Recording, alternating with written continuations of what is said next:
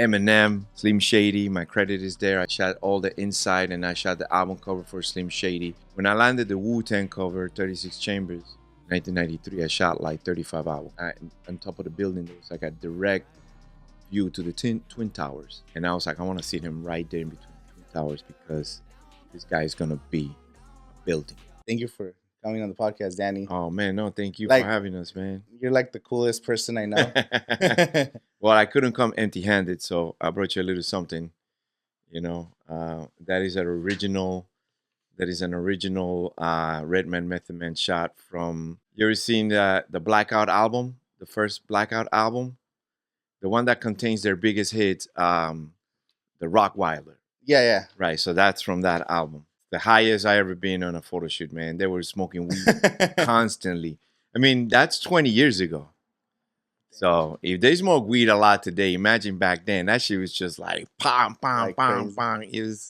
It was a lot of fun, man. Those guys we were super young, and yeah. How old are you when you started with?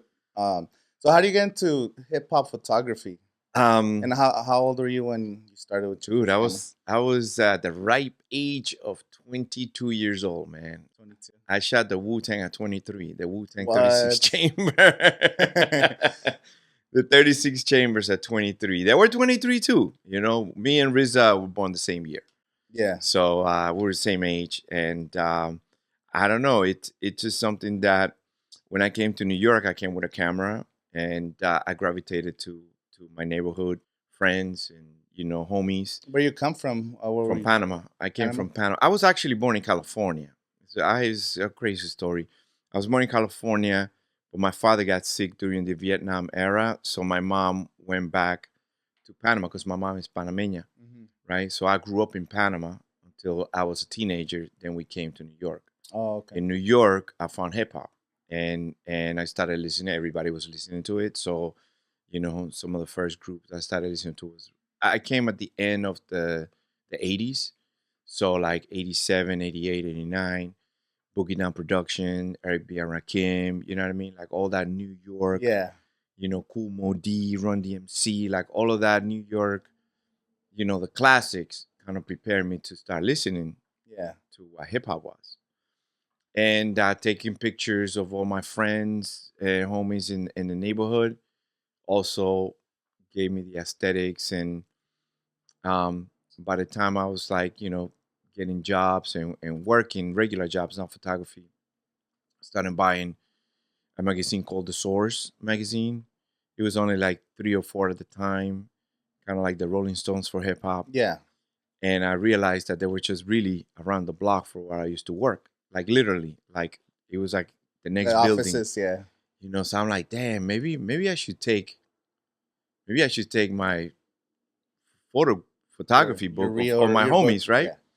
Not real, man, just photo Oh, book. yeah, It photo, was photo. 1992, bro. It was just photography and a portfolio. And I started realizing that not only the source was around the block, like Def Jam, Rush Management, like all the labels, Tommy Boy, like all the big labels that became big labels were really like a mile radius. Yeah. So I was on. like, there was no, for me, I never thought like, well, I mean, I just went and knocked on their doors and showed them my portfolio. And I mean, nobody told me no. So when they saw the work, they recognized the talent, right? I had a gift, you know. Yeah. Not to, you know, start brushing my shoulder. I had a gift, but I did, right? I was that kid with a camera in the hood taking pictures of my boys and making them look iconic. And these Yeah. were regular kids, Yeah. right? So by the time they got the book, they were like, "Oh my God, who are these artists?" I'm like, "Ah, it's my boys." And yo, the first week I took my book, I got a job, and I shot House of Pain for the first time. Wow. That was the opening. Yeah, I know it's kind of Your crazy. first one, that's That was crazy. my very first job, House of Pain. Jump Around was like in every single radio station you Nightclub. can Right? think. Yeah, nightclub, like you know, at MTV. And you know, the guy from the source was like, "Hey, man, what are you doing on Tuesday?" I'm like, "I'm working. Can you get off?" I was like, "Yeah." And he was like, "You're gonna shoot House of Pain, bro." And it just never stopped after that. Just like one after the other. when I landed the Wu-Tang cover, 36 Chambers, 1993, I shot like 35 album covers. That year? In 1 year. Wow. I was shooting an album cover every 2 weeks. For what? For different labels? For different labels. People, yeah, I mean, I shot Big Pun Capital Punishment, Nas I Am, The Purple Tape, Built In for Cuban Links, Gangstar, Hard to Earn, Moment of Truth, Jeru the Damaja, Keith Murray. I mean, so yeah, man. I mean, and then from that, after the new millennium, I started offering. After the new millennium, like a rug was slipped under my feet.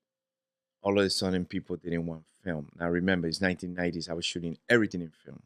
Yeah. All those pictures. What kind of camera do you have? Oh, I had the Hasselblad.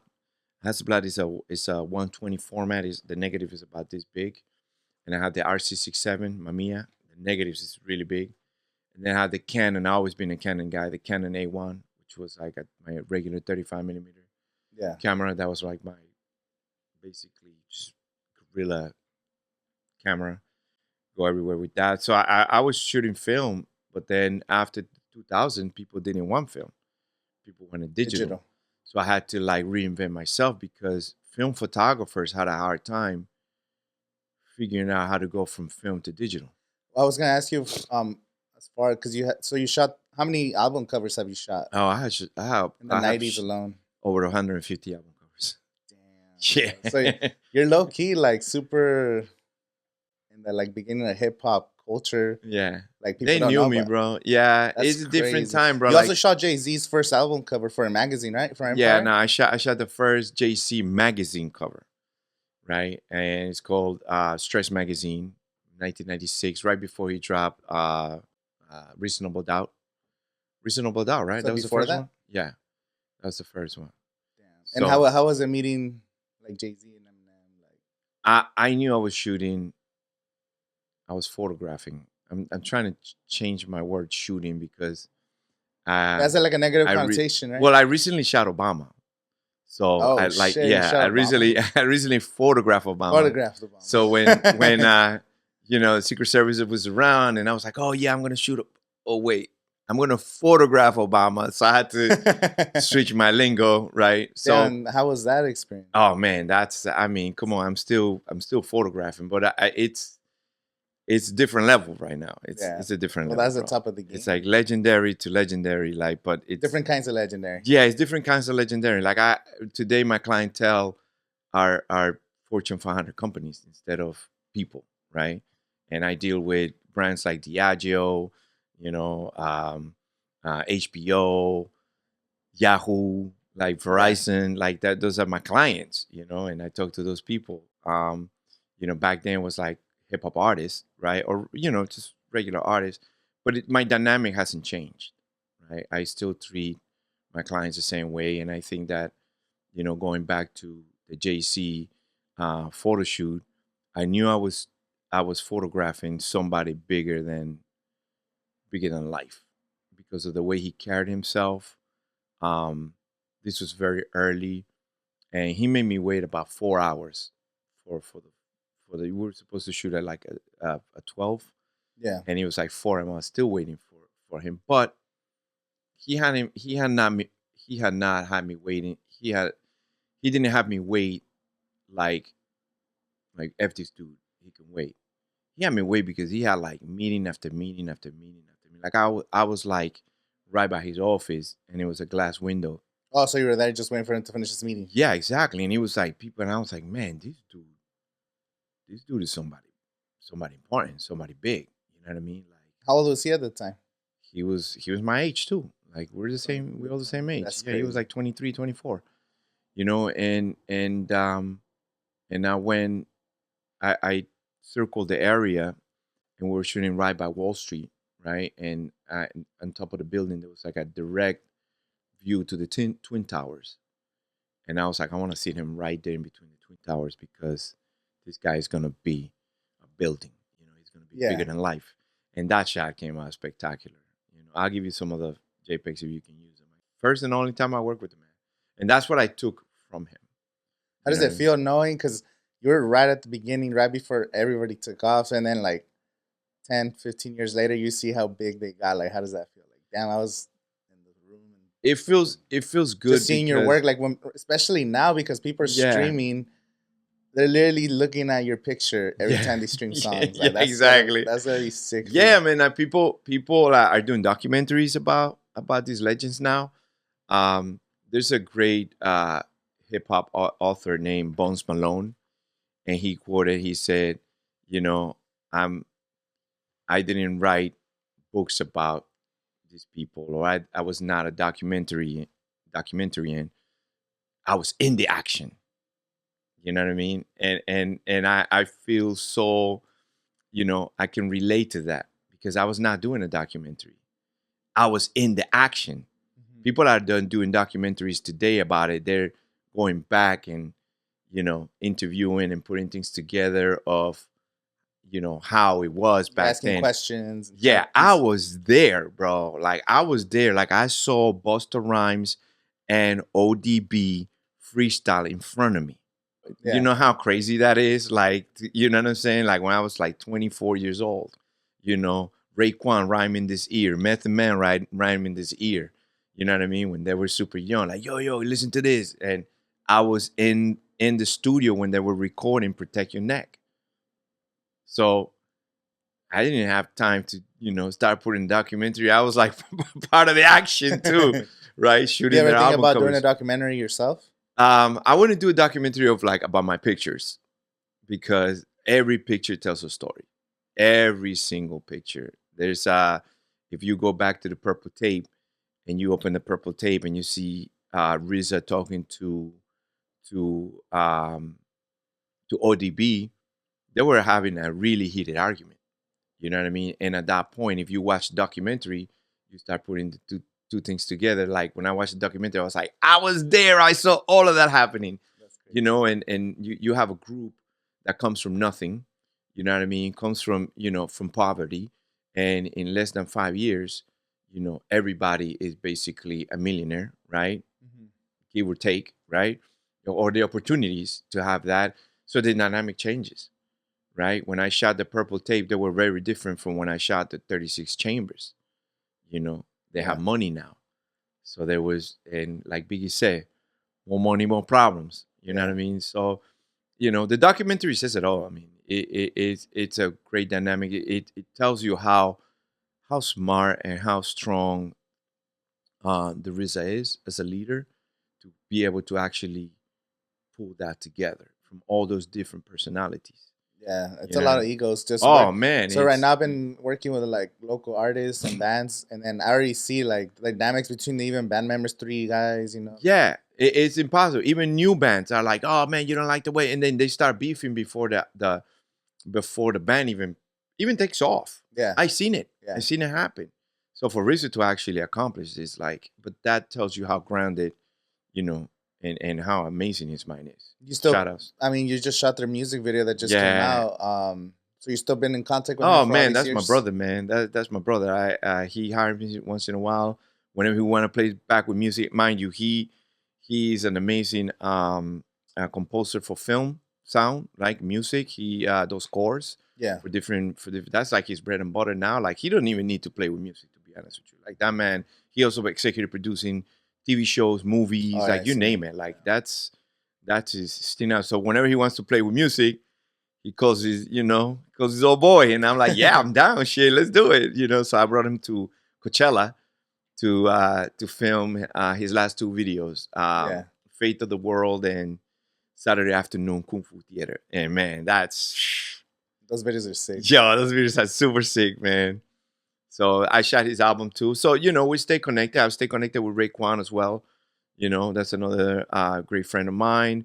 A little bit with Ghostface. I do some work with Ghostface, as well. So I still stay in touch with a few of them. Why, and so going back to you were saying in the 2000s, start to go more digital. But then when you got back into, I saw you started doing music videos. Yeah. But and then also, why didn't you do hip hop music videos? Why did you go like the Latin side? Well, I did some hip hop music videos back then, early, like 1998. I shot the first Black Star, Mos Def and Talib Kweli. that definition video, the one that goes 1, 2, 3, Mos Def and Tali Quali. I don't think I've seen the Shit, yo, video. that shit Gotta is check it out. like a staple in hip hop, right? I shot also Jeru the Damaja, but I was so busy doing album covers that I just didn't have the time to do a music video. I would do one album cover, and then one album cover would take me like a week to do. A music video would take me like 3 weeks to a month. Yeah. You know what I mean? And then, the money's not the same. And then before you know it, music videos are tough because a lot of the times they're underfunded. The label asks for way more than what they give you. So I didn't really have a good time um, blending into the music videos until the digital era came in. Once the cameras came equipped with digital, Unlimited recording. unlimited recording, 1080, you know what I mean, looks like film, I was like, okay, this is it. After the 2000, I started losing my hip hop clientele to two different things. One, my photography was being sort of uh, as being associated with the old school era, right? Yeah. Which was the 90s. Now it's like 2005. So I had to kind of like redefine myself and shoot differently because digital is very different than film. You know what I mean? And all my stuff was in film. I had that very organic film look, and I was still shooting like that. So what was happening? It was like a new movement of photography where, you know, it was, I don't like. I'm not the type of old school artist that be like, oh, this new school is this and that. No, it's just different, right? It was different.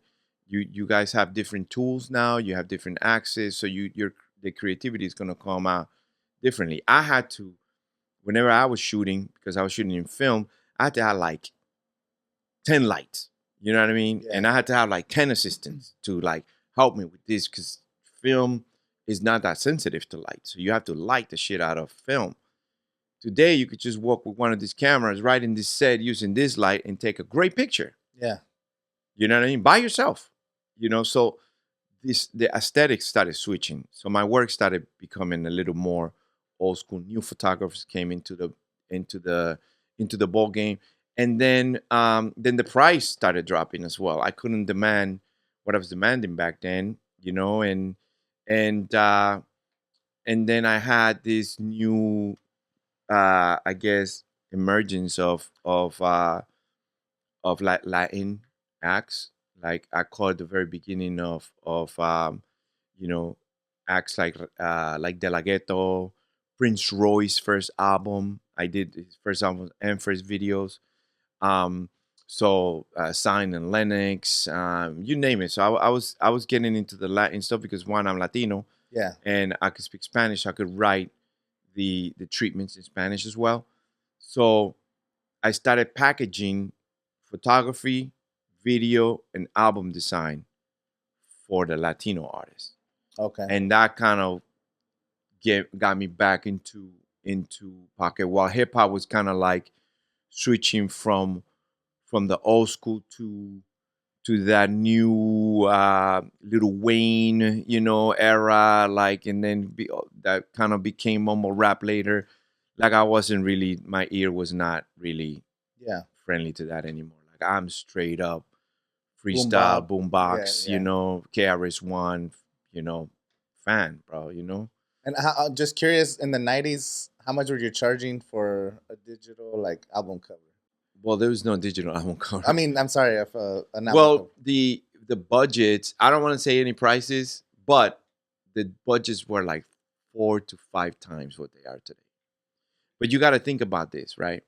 So back then, the labels were selling a product that will sell in the retail store for $15.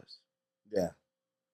So that picture's When you super important. sell a million of those, that's a $50 million revenue on the stores. Today, the product is not even 5 cents from what I understand in streaming, right? Give or take. We're talking about cents. You sell a million of those cents. You can't compare that to 15 million. Yeah. So the budget for that was coming into a label was ridiculous. Now, collectively, probably the labels are collectively, because now they have 5,000 artists. Collectively, the labels are probably still making the same, if not more money. But back then, one artist that will sell double platinum, triple platinum, will have a label eating Yeah. for for a while, bro.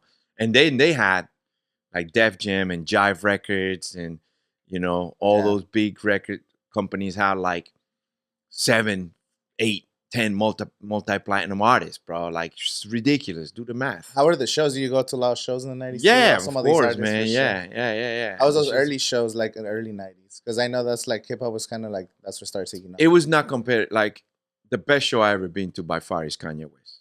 Like Kanye West. Like we didn't have shows like that. Yeah. Like hip hop shows weren't like that. Like no. Like you guys are seeing the best shows. Of all, Oh. the production's insane. Man. Yeah, the production is crazy, bro. Like shout outs to my man Ye. I think he's running for president. Yo, He man, posted Ye 24 man, he's crazy.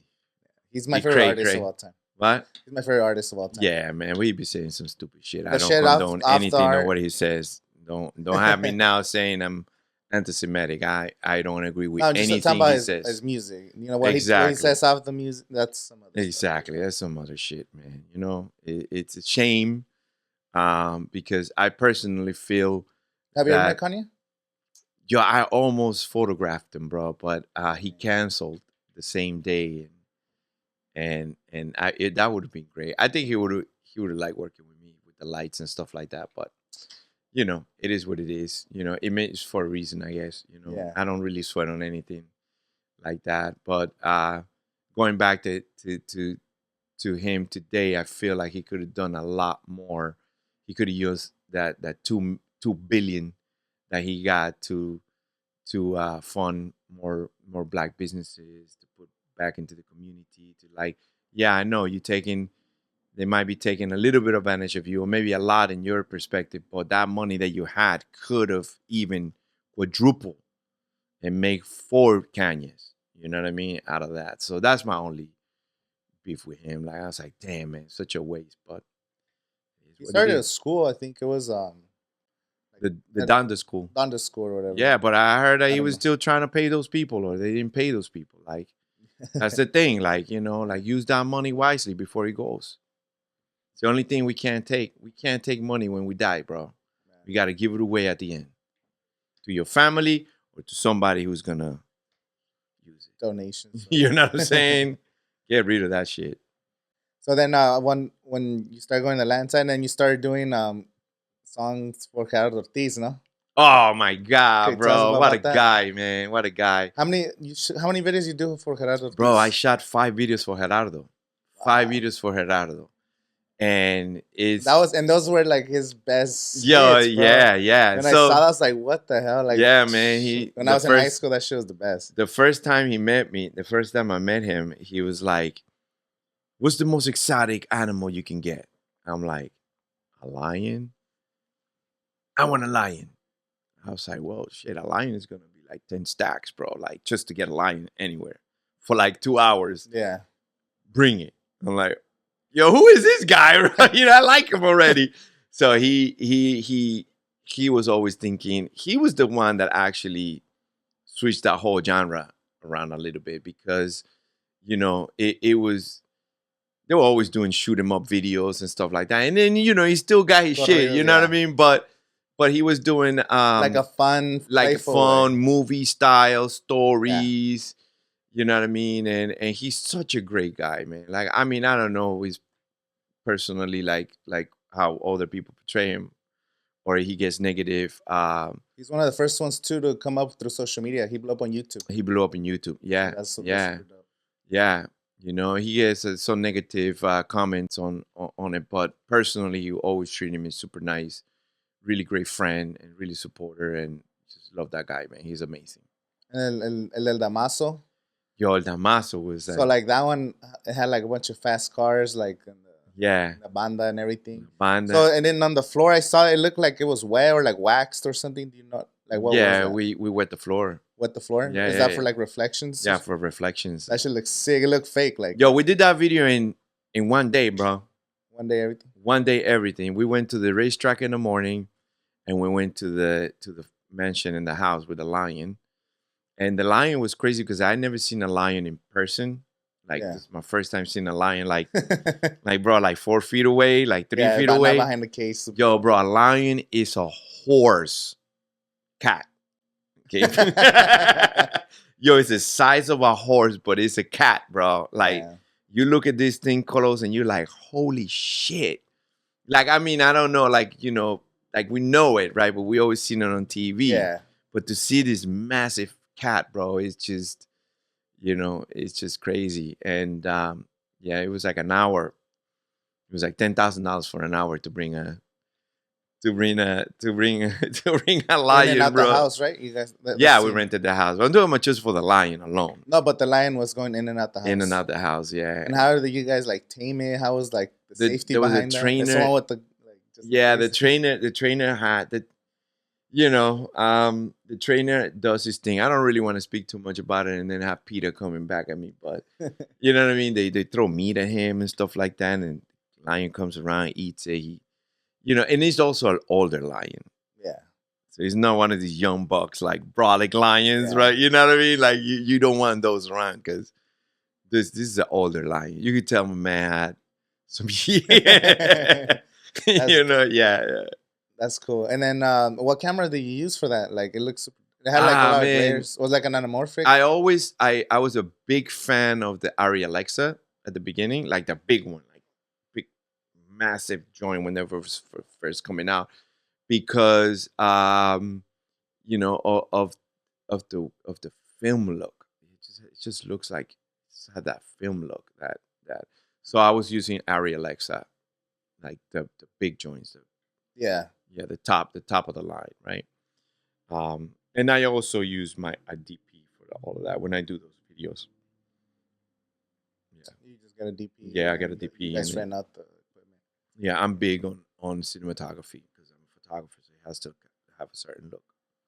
What was the car at the end too? Like the super expensive car. Oh, that was a Bugatti. Oh, that was another awesome thing about Gerardo.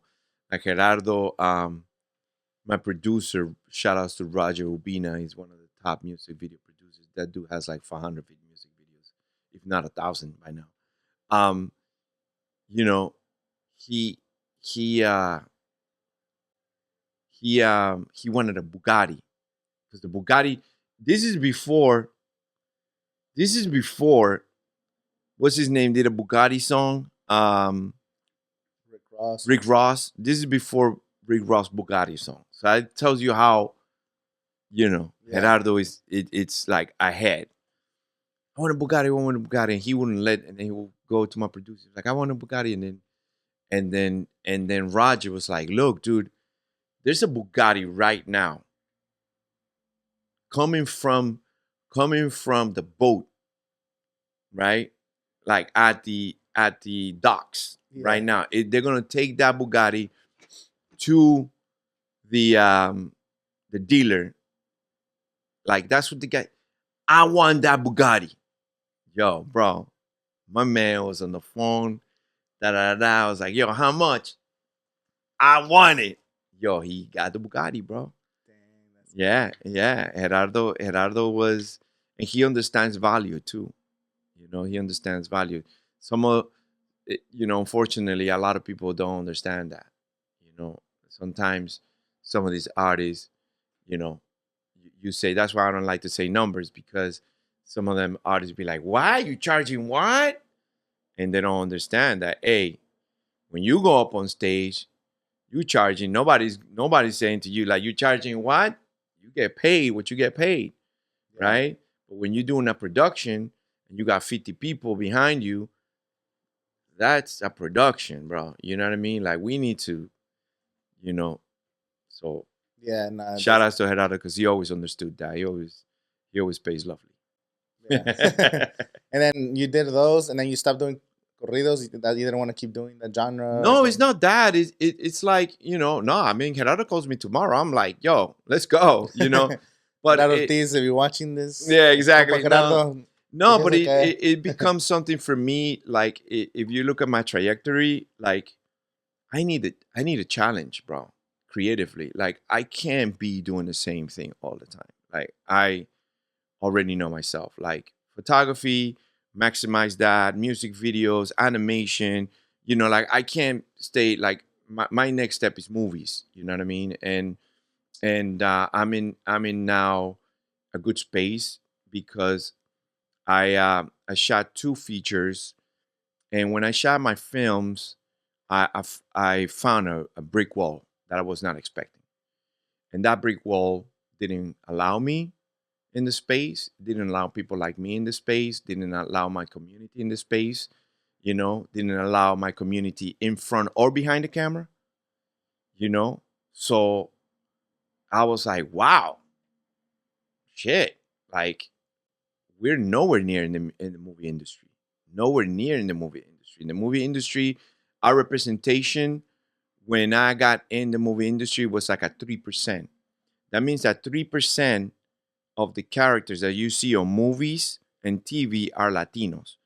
And half of those were stereotypes. So our people were not being reflected, you know, the right way, right? So I was like, and I found that the hard way. I was like, I'm gonna do my comedy movies, and I took the script everywhere.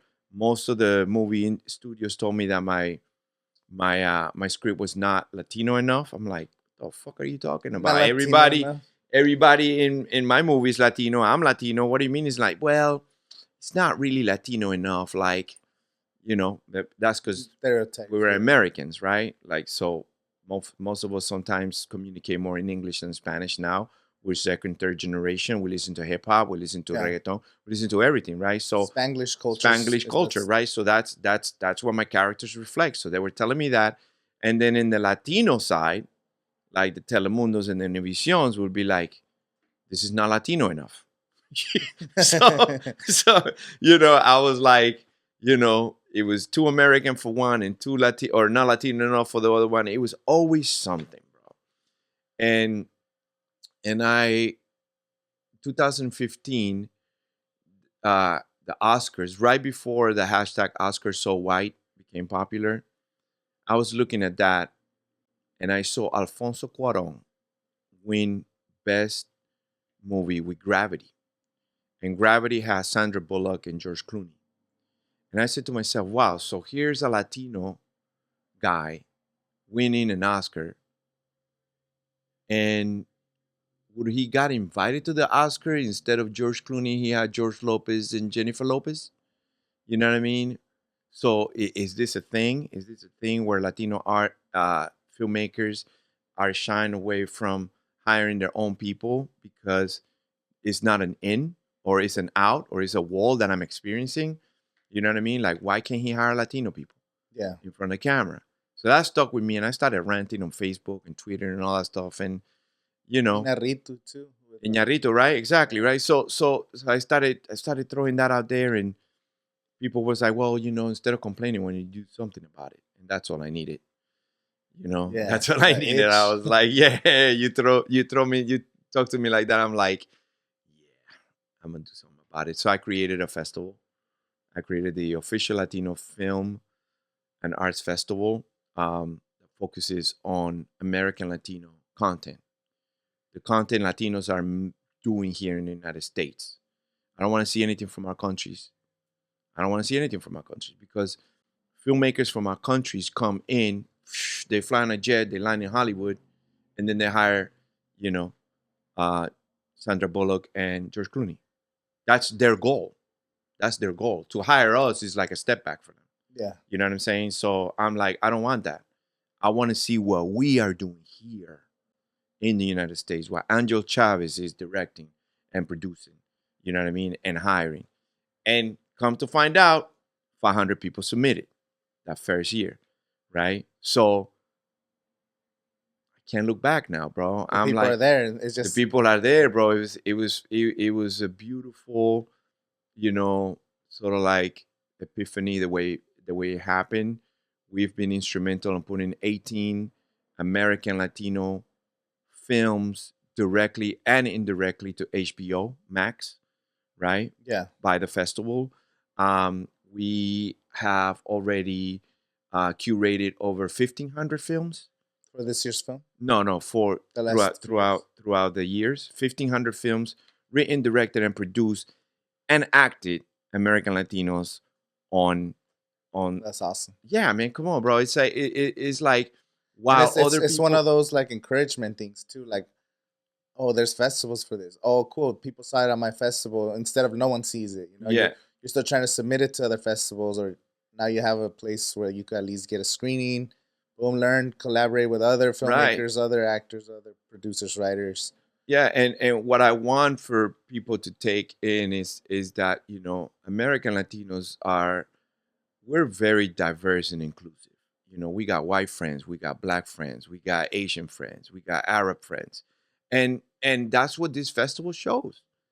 The festival shows films directed by us that also include other communities, right? We got African American films, we got indigenous films, we got LGBT films, we got films directed by women. That's how we open the night, right? We have films for kids, animation.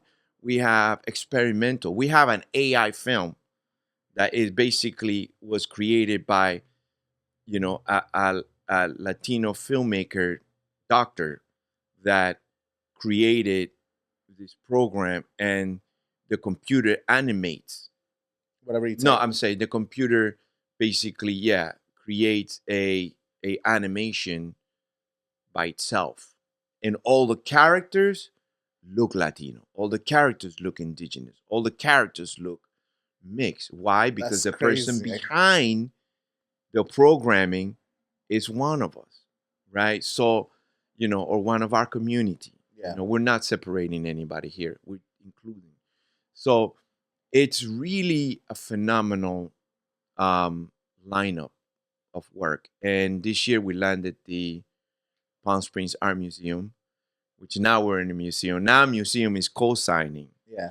our work. And the beauty about that is that we've been traveling for 8 years from New York to Coachella. Coachella welcomed us to California the first year, Palm Desert the second year, and then now we're in Palm Springs, and we've been kind of navigating, but we found a home, bro. This is a home. We're gonna be there for the next years to come. So the museum is super excited. They're looking at the quality of that you guys are putting out, and they are blown away. Why? Because we never had this type of exposure, like you said. We never had this place where we can actually, the narrative before I got into this space was like Latinos don't support each other. That was Yeah. the narrative. That was their belief.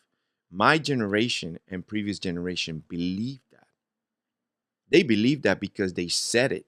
They said it in conference, they said it privately, and I'm like, I refuse to believe that. I refuse to believe that my people does not support each other.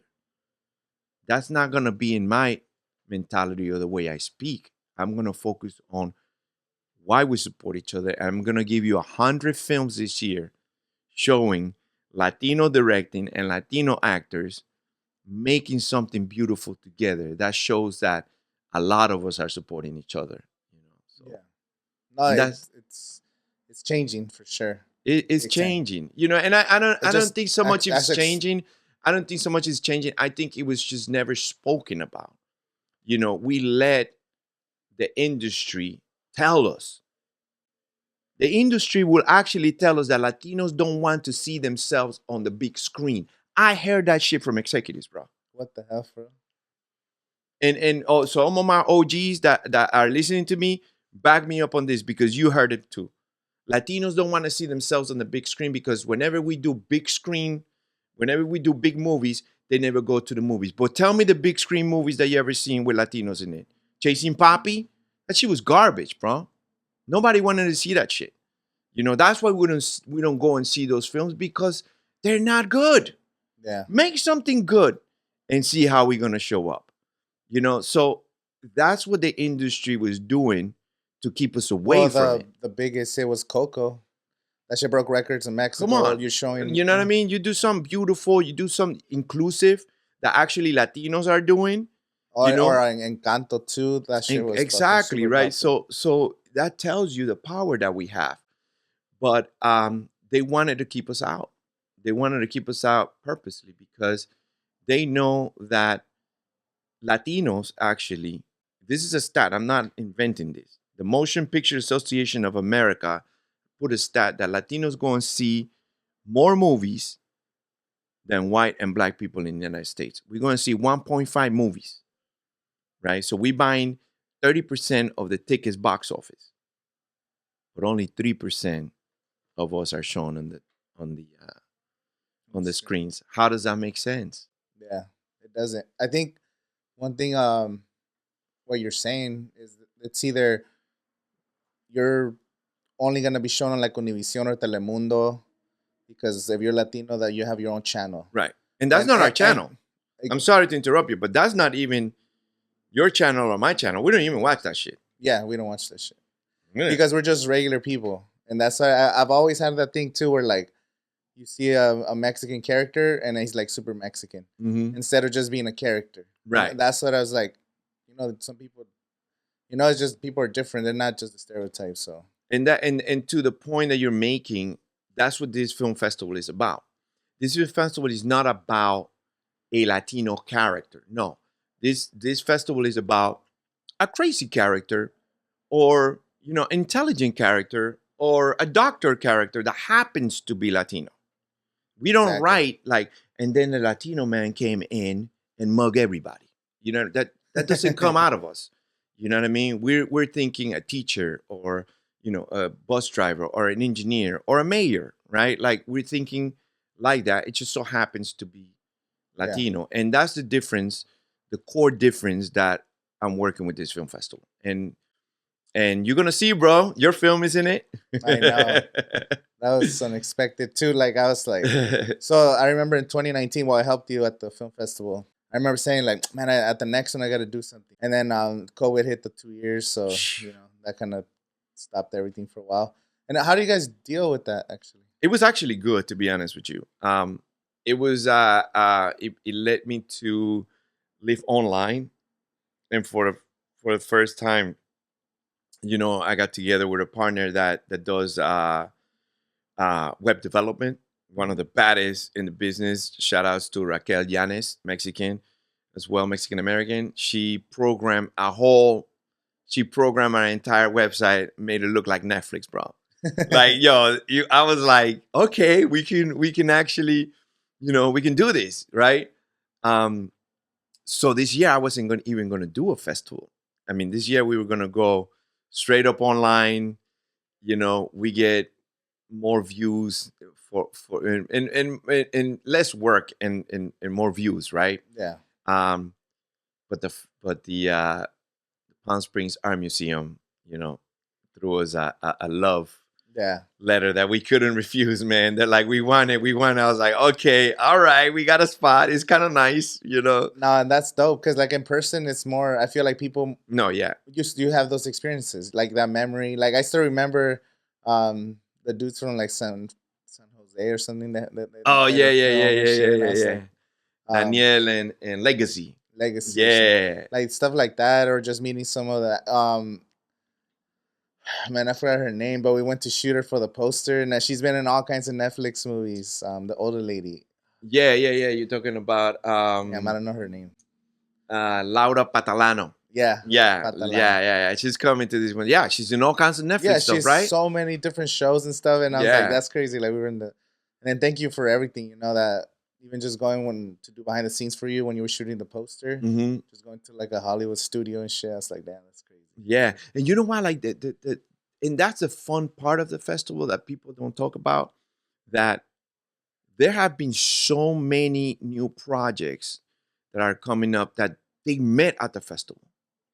And that's what the festival does: the networking and the mentoring between each other, right? That Latinos didn't have before, right? So you mentioned Legacy. Legacy was featured in one of the new films from Four Ways Entertainment.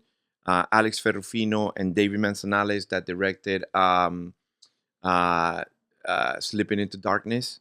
Mhm. They came up with the next film. Legacy was that they met at the festival. Wow. You know what I mean? There's a people that met at our festival that got married and have a What? kid. Yeah, I'm not lying to Fucking you, matchmaker bro. over here. Yeah, exactly. So, the festival gets our community closer.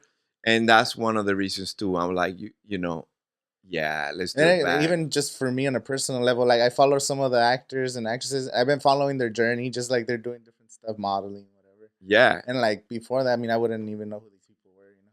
And it's getting good, bro. It's gonna get good. It's gonna get good. Right now, we got the number one Netflix, special, the Wednesday Adams Family. 4 Latinos are in it. Actually, I think 5 Latinos are in it, which is Jenna Ortega. Jenna Ortega grew up here. Oh, really? Wednesday, she grew up in La Quinta. What? That's Yeah, she crazy. went to those two schools right there by my block, right? So it's amazing to see talent from here also blowing up like that on Netflix. And Yeah. not just on Netflix. She's been like everywhere, bro. She's like a national like actress now. Well, this Like, show's gonna put her over the top. yeah, This exactly. But show's super she popular. was a Disney kid. Also, she's been on like a lot of different, but that, yeah, Wednesday is like a whole. She worked with Tim Burton, bro. Yeah, You know what I'm that's. saying? Like, And yeah, I saw the first couple yeah. episodes. That's just nice. And then that tells all the young Latinas and young Latinos that, look, you love that genre. If you love the arts, no matter what anyone says, you could still make it. You could make it. Look at that young lady right there doing what she's doing. Everything keeps switching. I feel like, well, just culturally, with like the music and the TV and everything, it's like Latinos are just taking over, bro. Like Bad Bunny, the biggest artist in the The world, biggest artist in the world, bro. The biggest artist in the and now world. And every white or just any artist now wants to have like a Latino sound or a Latino song or a Latino look yeah, because that shit's so popular. yeah, yeah, yeah. Now they're trying to jump on the wave, you know. Yeah, yeah, yeah, yeah, yeah. And it's up to us to curate it. That's why the official Latino it's important because we're not going to just make stuff to appeal everyone. You make stuff to appeal yourself. You create art for yourself. That's why you create art. Something that it comes from within you and it feels right and it creates some emotions, right? That you can talk about it, you feel it, but it's gotta be done from your heart.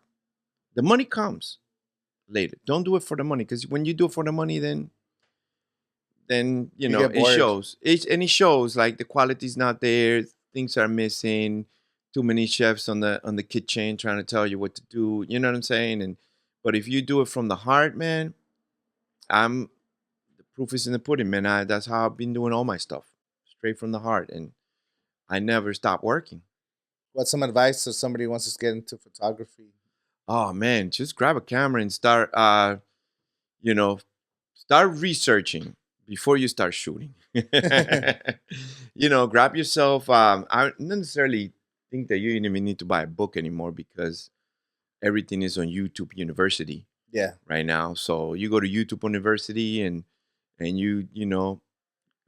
search photography lessons, and you'll find lighting is very important, framing is very important, the moment, right?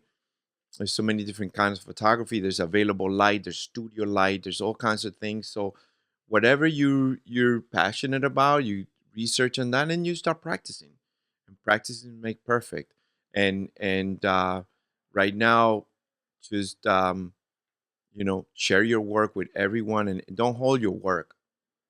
Like I think today is not the time to be like, I'm not ready to show you that yet.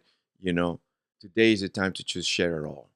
Just start sure. putting it out. Just put it out.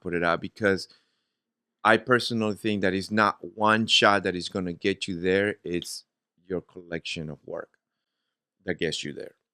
Yeah, that's definitely an approach. Is like documenting what you're doing. Yeah. So right now I'm doing this photo shoot. These are the photos that came out.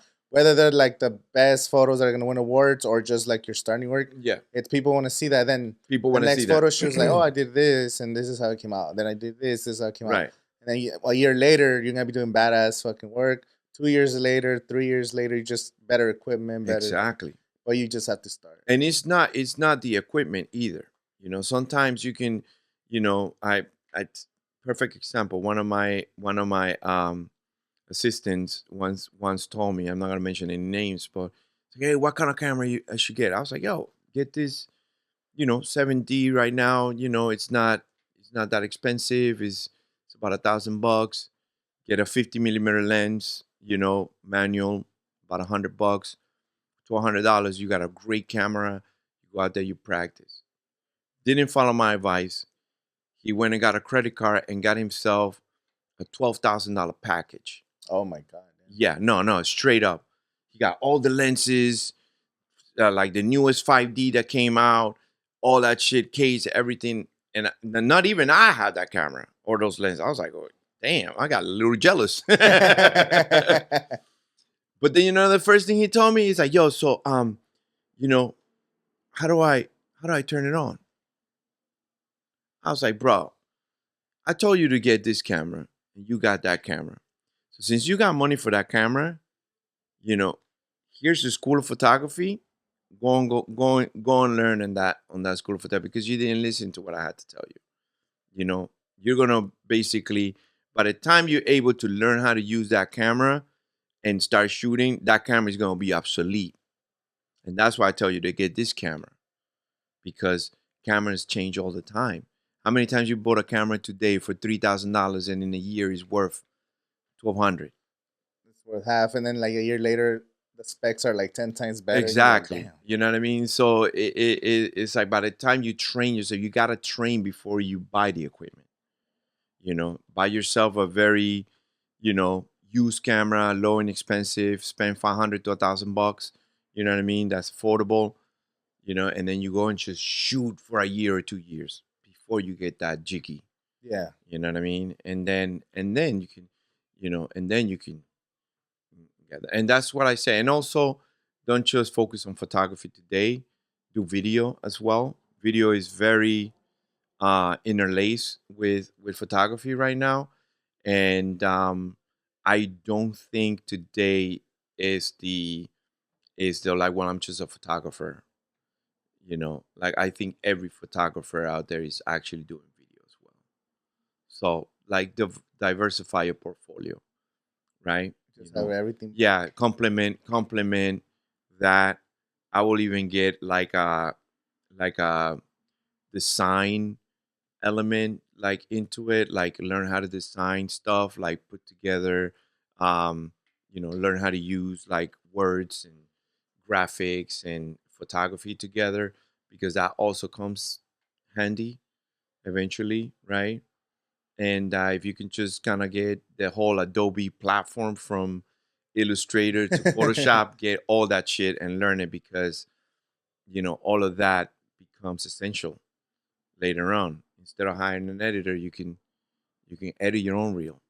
You Yeah. know what I mean? So it's and it's so easy right now. Like those things are affordable. I mean, And how do you get gigs? Like if you're starting now, how will you get your first? Like right now, you had to start from zero. if right now I start from zero, I will actually tap on the everybody loves pictures, by the way. Everyone loves pictures. So if you have uh influencers that have 10,000 followers and above, you know what I mean? Let's say you only have 300 followers, but there's somebody in your town that has 5,000 followers or 10,000 followers. Go to that person. Tell them you're going to take pictures for free. You know what I mean? Tell them you're going to take, hey, can I take your shots? And then when you take their shots, those shots better be spectacular, right? That's your shot right there, right? That's your shot. A lot of views turn into currency, right? And a lot of views turn into currency because now people that are following them are going to start following you, and then maybe people in your town will be like, oh, how much do you charge them? They don't need to know. Yeah. You could be like, yo, I charge them $500. Now you got $500 clients. You know what I mean? Like I would totally use social media.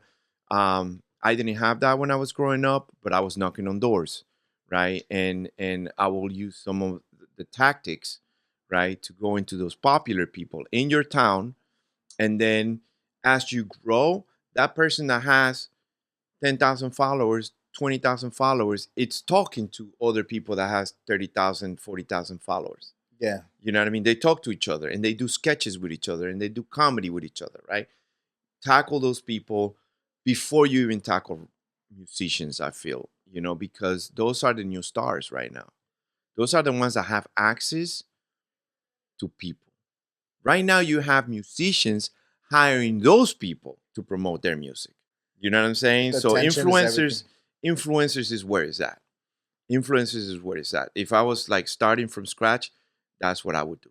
Well, I want to say to the local people that you are here in the Coachella Valley, in parts of Riverside. You're here in LA as well. Arizona. You're only a few hours, couple hours away from here. You're Latino. You want to see yourself represented, right? Come to the Palm Springs Art Museum from December 9th to December 11th, right? Catch a film. Films are about $15 each, right? They're not expensive. You come in, you're gonna see when you come out of that theater. I guarantee you, every block that we have, it's inspirational. It's inspirational for you. It's gonna be something that is gonna give you your creative juices back and be like, okay, something is happening, something is coming, and we did it for you.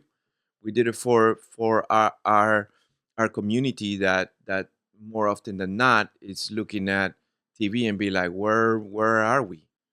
How come I can't see myself other than you know the head of a drug cartel? You know what I'm Or saying? a maid. Or a maid, or and shout outs to maids because we come from that community as well. We're not putting that down at all. But when that's all they write for us to act on, right? There's also like there's a a disconnection. subconscious. It's a subconscious because you only think like jobs for maid or jobs for immigrants or Latinos or Yeah, maybe just gardening or maids or construction. But exactly. you start seeing Latinos, like you said, executives, just a regular person, like Yeah, without all the bro. stereotypes. That changes everything. One of our head of another organization that is similar. It's bigger than the official Latino, wasn't documented. You know what I mean? He grew up here and he went from that to leading a company. You know what I mean? So those are the stories that we're sharing and we're showcasing. Reach for the stars, baby. This is the American dream is still there. So, Yeah. go for it. That's my closing. Well, Danny, thank you. I definitely want to have you back on in the future, and thank you again for everything you've done for us, and continue to work Thank together. you. See you guys at the film festival. We're gonna be in Block 8 on Sunday, 6 to 8 p.m. So That's right. if you're watching, And then let's get the tickets. no, yours is on Saturday. Saturday. Saturday's Block Block 8. 8. Block 8 is Saturday. Oh, Block yeah. 8 It's Saturday. is Saturday. Yeah. Saturday, 8 But you'll p.m. be there on Sunday too. Yeah. Oh yeah, we'll be there for sure. So yeah, make sure you guys check it out. Check out some films. Come network. Come have a good time. Something different. So Yeah. And go to officiallatino.com.